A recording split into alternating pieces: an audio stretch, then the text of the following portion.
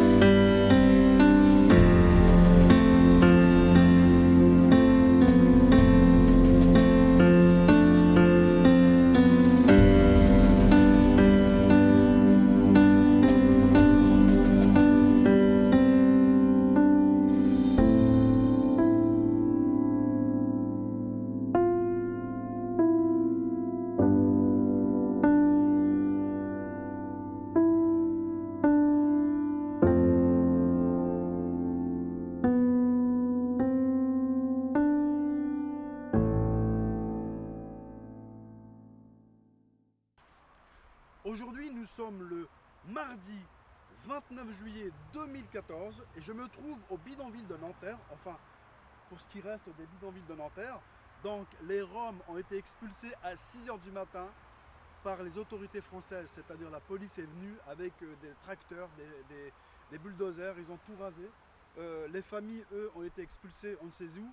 Il y a certaines familles qui, eux, ont été relogées dans des hôtels provisoirement, tandis que les autres familles, elles, on ne sait pas.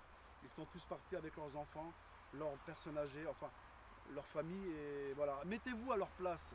Imaginez un jour que la police vienne à 6 h du matin avec les huissiers et vous mettre dehors.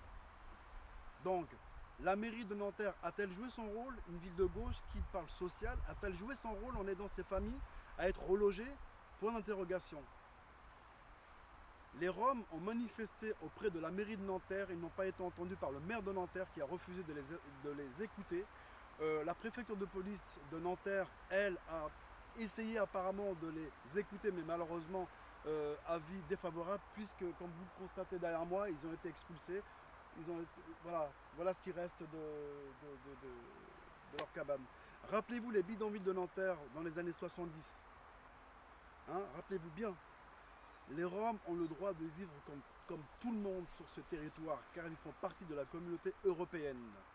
Donc pour une ville de gauche comme Nanterre, c'est inadmissible de voir ce qu'on voit derrière. Vraiment inadmissible. Voilà. On peut critiquer la droite, mais en tout cas la gauche, elle est championne pour critiquer la droite, mais voilà le résultat. Hein, voilà le résultat. Où ont été relogées ces familles?